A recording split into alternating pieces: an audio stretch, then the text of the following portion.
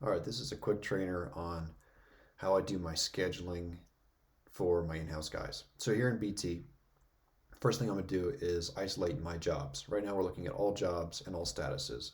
Precon's in here, production is in here, Justin's jobs are in here, my jobs are in here. So the first thing I'm going to do is filter this down. I'm going to do that with the filter button. And I'm going to say Lars Production. This is a save filter that I set up that shows all my jobs and only my jobs, which allows me, whenever I hit this all listed, I can see all my job schedules stacked here in one place, and now they're all going to take the associated color. So Chong is going to have this golden color. Von Manowski is going to have this blue color, and then Baleen will have this pinkish color.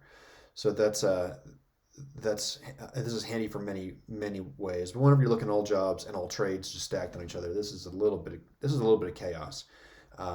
But for my guys in the field, I have every schedule item tagged with the house labor tag.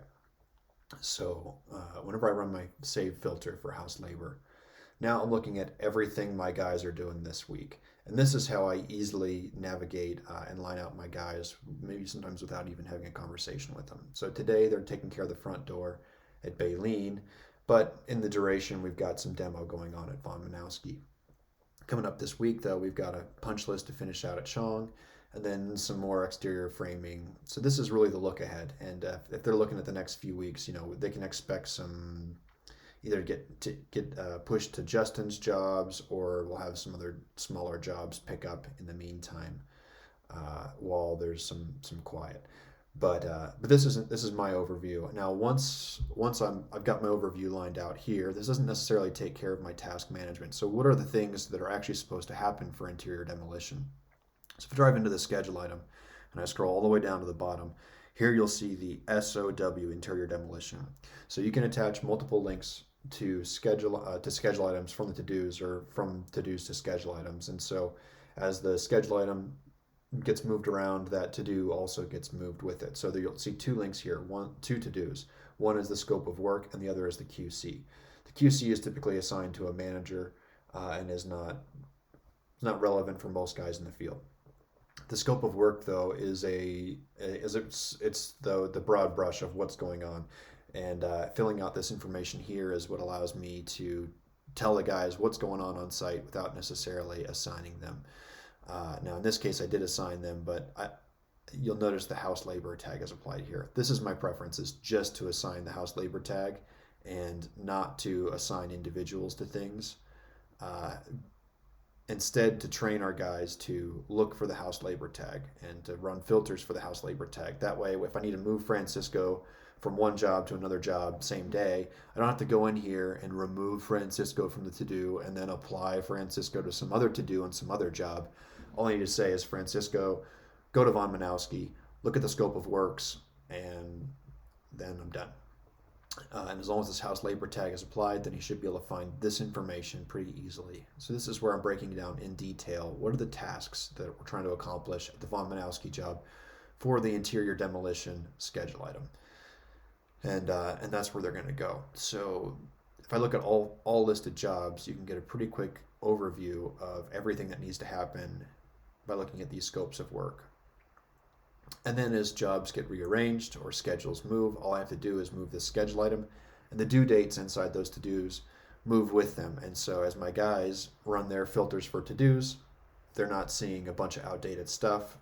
There's going to be some curation always, but at least they're not getting hammered by a bunch of things that are totally irrelevant.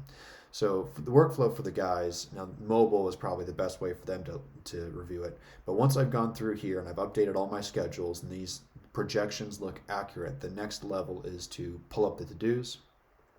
And then again, I'm going to look at either the house labor to-dos, or I'll look at the scope of work. So if I'm scope of work will be a little bit more inclusive, because maybe there's some electricians and I still have some notes for electricians. You'll see final electrical here.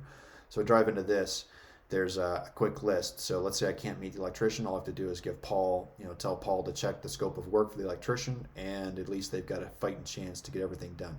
The next layer is to look at the house labor. So any to-dos that are going to be performed in-house will have this house labor tag.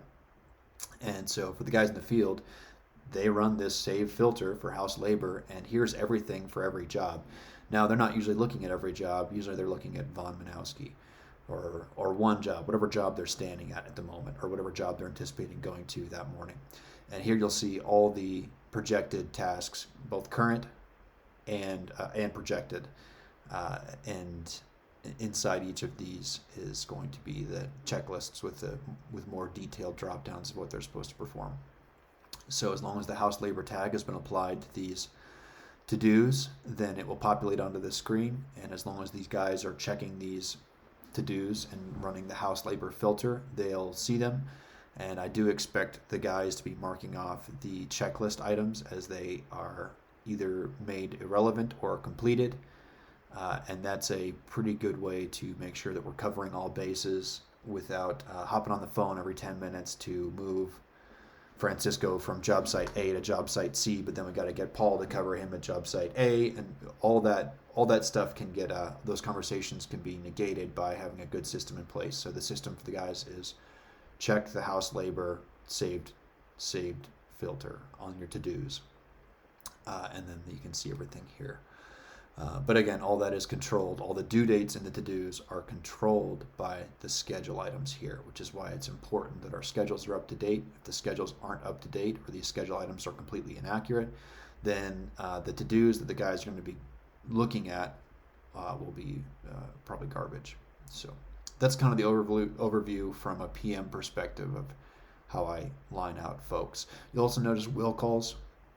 I set all my will calls in here, and I usually set them for the soonest date they can get picked up. I've got a template for all this stuff, so every will call should have an available date, order number, vendor contact, all this information I set up beforehand, and I link it to the to-do. So let's say Thursday comes and I don't have guys available. All I have to do is move this to the future, or move it to like the Friday past if it's not urgent, and then I can forget about it. And anytime a guy has availability, he knows that there's all the information. He doesn't have to call me to figure out what the order is or where it's supposed to be or where it's going to go.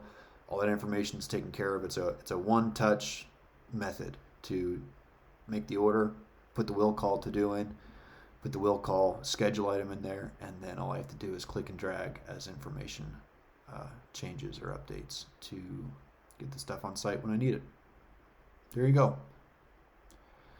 Overview for house labor management. Good luck.